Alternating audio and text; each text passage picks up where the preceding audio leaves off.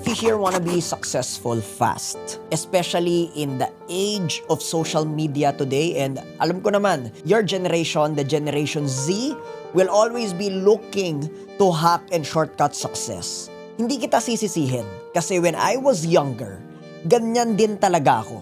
I was looking into the ways and the strategy on how to become successful as young as I am. Sabi nga nila, it's what they call the dream. Yung being able to be financially free as soon as possible. And sometimes, we get into two extremes. Number one is the extreme of burnout. Ito yung ipinaspas mo ng sobra na talaga bang hindi ka na tumigil sa pagtatrabaho kasi you really wanna achieve your dreams fast, pero ang result nito, na burnout ka. The other extreme is because you understand what that first extreme looks like and so you started settling for less. Ito na yung parang sinasabi mo, parang hindi naman yata para sa akin yung level of success na yan. Parang maybe kapag naririnig ko siya, especially with the environment that you have today, with the people that you get to meet at nakakahalubilo every single week, parang sabi mo, tingin ko para sa kanila yon. Parang hindi naman ito para sa akin. And therefore, you started to lower your standards and settle for less. I don't want you to go to those two extremes. I want you to still understand that you can be successful regardless of your background, regardless of your education, regardless of your family history. And yet, you don't have to sacrifice your mental health for it. And yet, you don't have to sacrifice being burned out for it. Lagi nating sinasabi, the ultimate goal is to make sure that you get to be in the ease and flow as you get to do what you do. Alam mo, ang pag-asenso at success naman talaga ay nahati into three things. Itong tatlong bagay na ito ang ma-master mo, I will guarantee you, you're gonna be way closer to your success. Ano itong tatlong bagay na ito? Number one is how you handle failure. There is no success without mistakes. There is no success without failure. It's not really about if you're gonna handle failure or not. It's already about when you're gonna handle failure and how you're gonna respond to it. Number two is what we call your energy. Sabi nga nila, money is energy. Ang tawag ko dito is what I call energy management. It's not really about tataas ba or bababa ang iyong energy, but it's about how you can continue to become responsible regardless of a low energy. How do you get to manage your energy day in, day out? Kapag itong natutunan mo yung pangalawa, then mas malaki yung chances mo to actually succeed. And last but not the least, most important is what we call competence. Dito napapasok yung skill set. Dito napapasok yung kagalingan. Gaano ka ba kagaling that will make you deserving of success or yung pag-asenso. Ngayon, pag-usapan natin itong tatlong ito because maybe this is also what blocks you from being successful. Let's start first with failure. Alam naman natin that failure is, sabi nga nila, necessary. Diba? Kailangan mo talagang pagdaanan to whether you like it or not. However, sometimes masyado na nating sinusugarcoat or masyado na nating binibaby yung failure. Anong ibig ko sabihin dyan? Ito yung parang nagkamali ka lang ang sasabihin mo, oh, Coach Migs, kasi it's part of the process. I-qualify muna natin whether yung failure ba na itinatamasa mo or yung mistake ba na pinagdadaanan mo ngayon is really just part of the process or sorry to say, katangahan na yan. Kasi merong failure na valid. Merong failure na katanggap-tanggap. Pero sorry to say, stupidity or yung katangahan is not a part of it. I-qualify natin. Ang failure lamang ay valid. Okay? And qualified if, letter A, they're not basic mistakes. Ano yung basic mistakes? Example ko dito, kunwari, merong meeting, Wednesday 10 a.m. Tapos ang nailagay mo sa calendar, Friday 10 a.m. Is that valid or not? Of course not. Basic yan eh. Ano yung mga basic na mistakes na hindi dapat katanggap-tanggap? Ito yung mga mistake na pwedeng gamitan ng common sense. Kung yung pagkakamali mo ay pagkakamali because you did not use your common sense or because it's so basic na dapat hindi mo na siya pagkakamali but because you lacked mindfulness. Nagkamali ka rito, sorry to say, your mistake and that failure is unacceptable. Yan yung mga bagay na dapat hindi na pinag-uusapan. Yan yung mga bagay na dapat hindi na nangyayari. First level of failure. Second level of failure is, ito yung because you did not take initiative, that's why you made a mistake. Or that's why you lost the opportunity. Or maybe that's why you failed.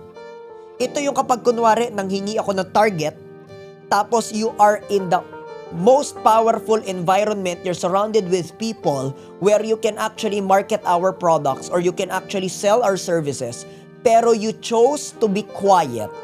You chose to stay timid or you chose to be lazy. Sorry to say, that level of failure and mistake is unacceptable. Hindi ka tanggap-tanggap yon because you were waiting for instruction. Because hindi mo ginawan ng paraan. Because you had every opportunity to take advantage of the situation and you chose to not do anything. Alam mo, yung pagiging irresponsable na yan is unacceptable. It's not part of the failure that we can accept. It's not part of the mistake that is valid. There's only one kind of failure that is possible. Ito yung letter A, naging responsable ka naman. Ginawa mo lahat ng pwede mong gawin sa abot ng iyong makakaya. You have been very responsible with the stuff and things given and entrusted unto you. And number 2, you used your common sense, you used your critical thinking. It's just that maybe you really didn't know any better. It's just that maybe you really didn't know. Wala eh. Maybe if you would have known how to do it, you would have done it already. If you would have known how to get it done, already made it. Kung yan yung failure na gawa mo, okay lang yan. That's fine.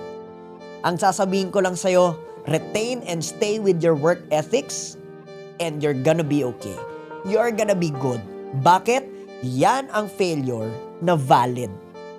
Yan ang mistake na katanggap-tanggap. It is acceptable. Lagi kong sinasabi, I'm not expecting you guys to be perfect, but I'm expecting you to be responsible.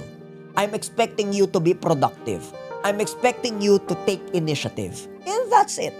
For as long as you are doing your work ethics, you are growing, and you are developing yourself, you're being responsible, you're getting things done, that's very, very fine. And should you make a mistake, it's okay. First is being able to handle with failure. Number 2 is energy management. Alam naman natin hindi araw-araw Pasko. Therefore, how do you manage your energy every single time? Which means, lagi ko sinasabi, this is the power of happiness advantage. How do you prioritize being happy all the time, every time?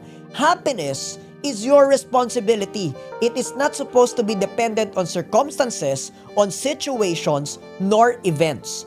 It is already, your moral duty and obligation just because you've got awareness to be happy. Ibig sabihin, ang kaligayahan mo, trabaho mo, responsibilidad mo. Kasi yan ang magdidikta ng energy mo. We always say, everything will begin with thoughts. What kind of thoughts do you keep in your mind? Are they positive thoughts? Are they optimistic thoughts? or maybe they're negative or they're victim thoughts. Those thoughts will translate to feelings. Yung feelings na yan will create your mood. At yung mood mo ba araw-araw, kaligayahan, masaya, excited, or maybe disappointed, frustrated, or maybe stressed. Whatever your mood is today, ikaw at ikaw lamang ang may gawa niyan. Why? Because you allowed it to your system. And those mood translates to action. Whether you're gonna create productivity, ito yung mga inspired actions, productive actions, or desperation. Ito yung may magawa lang. Ito yung busy but not productive. Ito yung you're trying to hustle but the quality of your work fails. How do you get to manage your energy every single day? On the basis of your work today, on the basis of your result, on the basis of what goes on in your professional life. Because that is a mirror and a representation of your action, of your mood, and of your thought.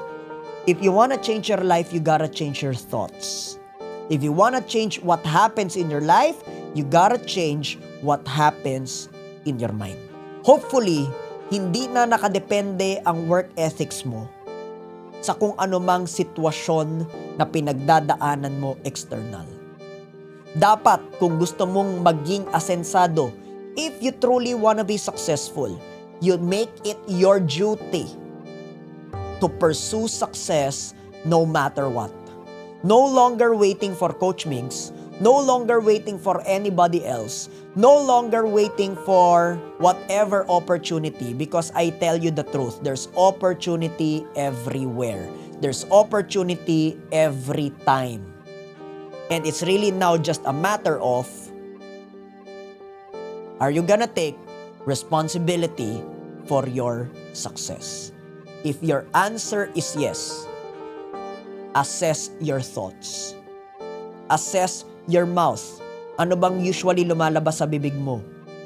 Puro ba positive, inspiring, motivating, hopeful, optimistic, or panay judgment, complain, criticism, panghusga ng iba, or maybe self-doubt? Change your thoughts, change your life. And last but not the least is competence. Alam mo, isa sa mga gusto kong gawin is dalasan yung pagbibigay ng free content katulad nito, pagbibigay ng free value katulad nito. Pero hindi lang pwede na nakadepende yung growth mo sa mga ibinibigay ko. Bakit? If you truly want to be successful in life, there is the law of compensation. Kung gusto mo tumaas ang iyong sahod, there is the law of compensation. Ano yung sinasabi ulit ng the law of compensation? Number 1, find what people need or what people want. Number 2, be able to provide that need or to provide that want. And last but not the least, be the best at that thing that you can provide so that you can become irreplaceable or indispensable. Dadagdagan ko na. Number 4, ipaalam mo sa tao na ikaw ang kayang gumawa nun. Advertise yourself. Promote yourself. Bakit? Nandito tayo sa tunay na buhay. Nandito tayo sa realidad. Wala tayo sa eskwelahan na kung saan magtatrabaho ka lang tapos hindi mo in-advertise or pinromote ang sarili mo, mag-e-expect ka na agad na ikaw ay mare-recognize. It doesn't work that way. In the real world, in the real life, you gotta be proud of everything you've done. You gotta announce it. Heck, shout it out. Or advertise it. Because you deserve to be recognized if you're ever been doing the work at magaling ka rito. Pero alam mo, yung competence, dapat talaga expected na yan sa'yo. Hindi ka na naghihintay ng oras kahit kanino para maging master ng iyong craft. At kapag master ka na ng iyong craft, dapat yung next level pinag-aaralan mo na. Tapos, the more you announce, the more you can take in responsibility, yun naman talaga yung basihan kung paano ka pa mas magkakaroon pa ng opportunity. Why? The world rewards competence. The question is, how much have you been growing you in terms of knowledge, in terms of skill sets, in terms of exposure, in terms of standards, and last but not the least, in terms of execution on how you can get things done such that opportunity would want, would be willing, would not be forced to recognize and reward you. Alam nyo, ladies and gentlemen, ang pera ay lumalapit sa responsibilidad. Kung gusto mong dumami ang iyong pera, hindi damihan ang responsibilidad, lakihan ang responsibilidad. Kasi kapag dinamihan mo lamang ang iyong amount ng responsibility, ang dumadami lang sa iyo trabaho, pero hindi niyan kino-commensurate ang iyong income. Nakakuha ka nga ng isang project worth 18K. Tapos kumuha ka ng isang project 18K ulit. Tapos kumuha ka 3 project 18K ulit. That's a maximum of how much? 54,000? Pero 3 full-time work yung katumbas nun.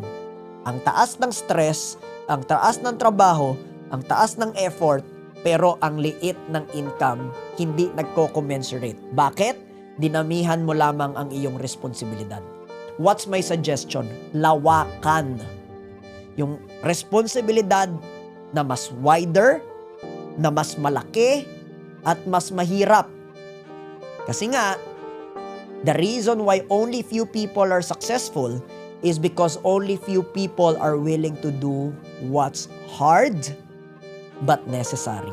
Pag nilawakan mo ang iyong responsibilidad, nilakihan mo ang responsibility na ito, at you made sure that this responsibility is hard, that is where you get recognized and rewarded.